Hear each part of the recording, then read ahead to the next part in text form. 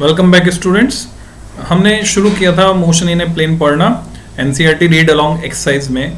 तो अभी हम addition and subtraction of vector देखेंगे और इसके लिए हम यूज कर रहे हैं ग्राफिकल मेथड। तो आपने सुना भी होगा ट्रायंगल लॉ, पैरेललोग्राम लॉ। तो ग्राफिकली भी एक मेथड है हमारे पास और एनालिटिकली भी है, तो हम दोनों सीखेंगे। तो पहले हम बात करते हैं ग्राफिकल मेथड की। आप अपनी एनसीईआरटी ओपन कर सकते हैं। तो एनसीईआरटी बुक में यहाँ पर article 4.4 addition and subtraction of vectors graphical method, तो हमें इसे समझना है। तो इसमें हेड टू टेल मेथड भी नाम आपने अगर सुना हो कि हम क्या करते हैं, एक वेक्टर के सर पर दूसरे वेक्टर की पूंछ रखकर जोड़ते जाते हैं और फाइनली इसी की मदद से हम रिजल्टेंट निकाल पाते हैं। तो as mentioned in section 4.2 vectors by definition obey the triangle law और equivalently the parallelogram law of addition. Actual में देखा जाए तो पैरेललोग्राम लॉ ट्रायंगल लॉ का ही एक्सटेंशन है और उसे और आगे एक्सटेंड करें तो पॉलीगन लॉ भी हम इसके लिए स्पेसिफाई कर सकते हैं या डिफाइन कर सकते हैं। We shall now describe this law of addition using the graphical method. Let us consider two vectors A and B. तो आपने ये दो वेक्टर यहाँ पे देखे, ए, ये vector B, that lie in a plane as shown. ये किसी प्लेन में यानी पेपर के प्लेन में है या बुक के प्लेन में, बुक के पेपर के प्लेन में। The lengths of the line segments represent these vectors and proportional to the magnitude of the vectors. तो इनकी जो लंबाई है वो इनके मैग्नीट्यूड के बराबर है और जो डायरेक्शन है जो दिख रही है वो है। To find the sum a plus B, अगर हम इन दोनों का सम निकालना चाहते हैं, we place vector b so that its tail is at the head of vector a। A के हेड पर बी की टेल को हमने रखा है। देखिए बी की पूंछ को उठाकर हमने कहाँ रख दिया, ए के हेड पर रख दिया। तो कैसा दिखा, ऐसा दिखा, ओ से पी तक, देन पी से क्यू तक। तो अब जो रिजल्टेंट है as in figure, then we join the tail of A to the head of B, this line O Q, इनको जोड़ दिया हमने, ए की टेल और बी के हेड को जोड़ दिया। तो ये जो लाइन है O Q represents a vector R, that is the sum of the vectors A and B. Since in this procedure of vector addition vectors are, ये देखिए आप OQ है रिजल्टेंट जिसकी डायरेक्शन अपोजिट सेंस में है, यानी यहाँ पर चल रहा है अभी क्लॉकवाइज सेंस, ये मैं ऐसे घुमा रहा हूँ आपको एंटी क्लॉकवाइज दिख रहा है, यहाँ पर चल रहा है क्लॉकवाइज सेंस और ये अपोजिट हो गया यानी एंटी क्लॉकवाइज सेंस में हो गया।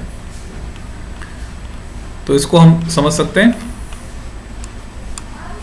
Arranged head to tail, this graphical method is called the head to tail method. The two vectors and their resultant from three sides of a triangle. So this method is also known as triangle method of vector addition. If we find the resultant of b plus a, अगर आप a plus b की जगह b plus a निकालना चाहते हैं तो आपको क्या करना होगा, सीक्वेंस चेंज हो गया बच्चों। ये था a plus b और अब इस डायग्राम सी में आप देख रहे हैं b में हमने a की टेल को ऐड किया b के हेड पर और ये आ रहा है हमारे पास r equal to b plus a. गौर करें इस बात पर, यहाँ जो r है ओ क्यू और यहाँ जो r है क्यू पी, दोनों इक्वल वेक्टर हैं, यानी कम्यूटेटिव लॉ लग गया। a plus b equal to b plus a होता है, ऐसा हम कह सकते हैं। The same vector r is obtain, thus vector addition is commutative. इसको आप अंडरलाइन कर लेंगे। वेक्टर एडिशन कैसा होता है, कम्यूटेटिव होता है। तो जो कम्यूटेटिव नहीं होगा बच्चों को वेक्टर एडिशन नहीं है।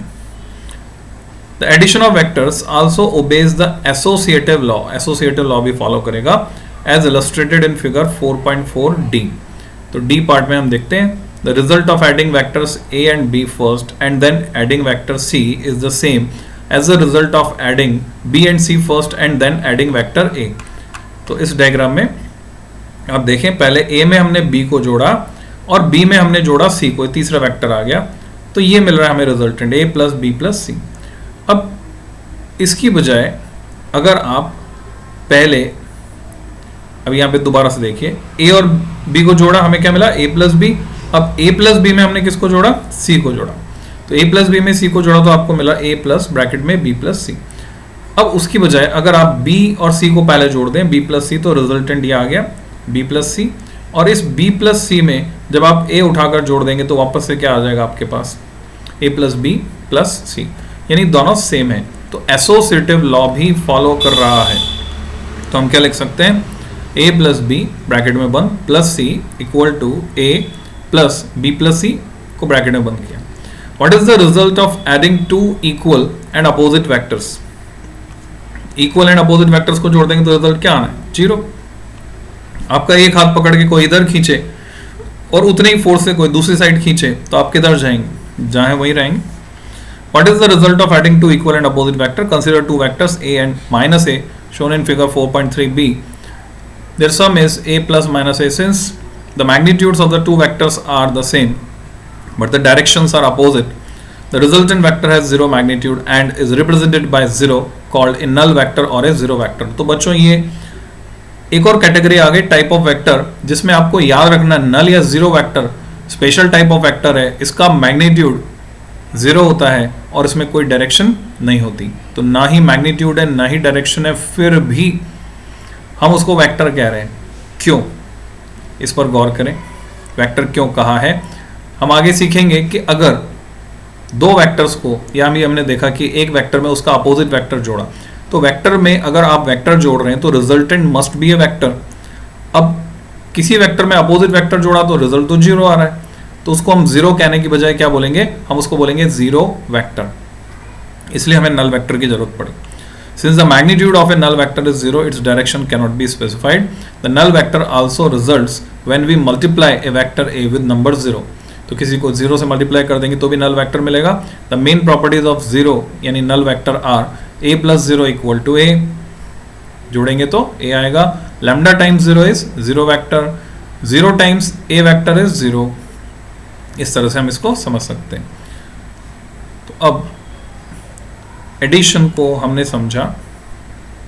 एडिशन में एक दो बातें और देख लेते हैं. What is the physical meaning of 0 vector, ये आपसे पूछ सकते हैं. This is question. This question can be asked. Physical meaning आपको क्लियर होना चाहिए. Consider the position and displacement vectors, उनको कंसिडर कीजिए in a plane as shown in figure 4.1a. 4.1a जो पहले आपने देखा था डायग्राम, उसकी बात कर रहे हैं. ये 4.2 है. 4.1a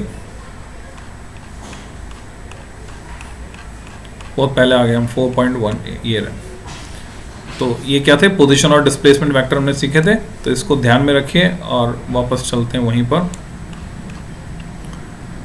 now suppose that an object which is at p at time t moves to p dash and then comes back to p, वापस आ गया. then what is its displacement, इसका डिस्प्लेसमेंट कितना होगा. since the initial and final positions coincide, same जगह पर वापस आ गया, तो displacement is a null vector. क्योंकि डिस्प्लेसमेंट वेक्टर क्वांटिटी है, उसमें डायरेक्शन यहां पर नहीं है, यानी कोई भी डायरेक्शन हो सकती है और 0 मैग्नीट्यूड है. अब तो क्या बोलेंगे, वेक्टर तो वेक्टर नल वेक्टर बोलेंगे. इसलिए नल वेक्टर की जरूरत हमको पड़ी. नाउ सब्ट्रैक्शन ऑफ वेक्टर्स, घटाना कैसे. तो बच्चों वास्तव में जब घटाते हैं तब भी हम जोड़ते ही हैं. कैसे समझते हैं.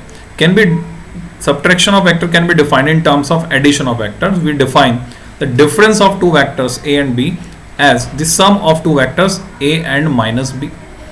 क्योंकि हम जानते हैं प्लस इंटू माइनस माइनस होता है, तो a माइनस बी को हम कैसे लिखते हैं, a प्लस माइनस बी. तो हम क्या करेंगे, b की जगह माइनस बी लेकर a में जोड़ देंगे. It is shown in figure 4.5. The vector minus B is added to vector a to get r2 जो कि a माइनस बी के बराबर है. तो देख लीजिए ये डायग्राम a माइनस बी के बराबर कैसे है. यहां तो नहीं है, कौन सा वाला डायग्राम है, 4.6a ये रहा. ये हमारे पास a है, ये b था. हमने इसका उल्टा वेक्टर बनाया माइनस b, क्योंकि b डायरेक्टेड है नीचे की तरफ तो माइनस b ऊपर की तरफ. और अभी हमने क्या किया, a में b जोड़ने की बजाय, b जोड़ते तो हमें रिजल्ट मिलता r1 a प्लस b, हमने जोड़ा माइनस b तो रिजल्ट मिला r2 जो क्या है a माइनस b है. The vector r1 a plus b is also shown in the same figure. For comparison, we can also use the parallelogram method to find the sum of two vectors. Suppose we have two vectors a and b. To add these vectors, we bring their tails to a common origin O as shown in 4.6a. Parallelogram law से कैसे जोड़ेंगे, 4.6a में चलते हैं. ये रहा a और b को आपको जोड़ना है, तो दोनों की टेल आप एक जगह ले आए, आपने पैरेललोग्राम कंप्लीट किया, पैरेललोग्राम का डायगोनल आपने खींचा. तो ये जो डायगोनल है वो रिप्रेजेंट करेगा रिजल्टेंट को. और ये कहाँ से आया, ट्राइंगल लॉ से आया, क्योंकि O Q is equal to P S, parallel है, मैग्नीट्यूड में इक्वल है क्योंकि पैरेललोग्राम है, तो O Q is equal to P S. तो अब पी एस को मैं क्या लिख सकता हूँ, बी लिख सकता हूँ। तो आप ट्राइंगल लॉ यहाँ पे देख पा रहे हैं, O P plus P S equal to O S, triangle law से। तो ये ट्राइंगल लॉ का ही एक्सटेंशन है, पैरेललोग्राम लॉ, ऐसा हम समझ सकते हैं। As shown in figure, then we draw a line from the head of A parallel to B and another line from the head of B parallel to A to complete a parallelogram OQSP. Now we join the point of the intersection of these two lines to the origin O. The resultant vector R is directed from the common origin O along the diagonal OS of the parallelogram. जैसे कि आपने देखा figure 4.6c में, the triangle law is used to obtain the resultant of A and B, and we see that the two methods yield the same result, thus the two methods are equivalent. और इसी का extension है, हम polygon law भी state कर सकते हैं। तो ये हमने सीखा कैसे दो वेक्टर्स को जोड़ना है। और अब हम बात करेंगे इसकी एप्लीकेशन की। इंपॉर्टेंट एप्लीकेशन है ये एग्जांपल जो 4.1 है, रेन इज फॉलिंग वर्टिकली। आप देख लीजिए, समझने की कोशिश कीजिए, रेन वाले, क्रॉसिंग ए रिवर वाले, ये सब एग्जांपल, ये एप्लीकेशन है subtraction of vector, addition of vector की। तो हम इस पे नेक्स्ट वीडियो में कुछ क्वेश्चंस डिस्कस करेंगे। इसमें इतना ही।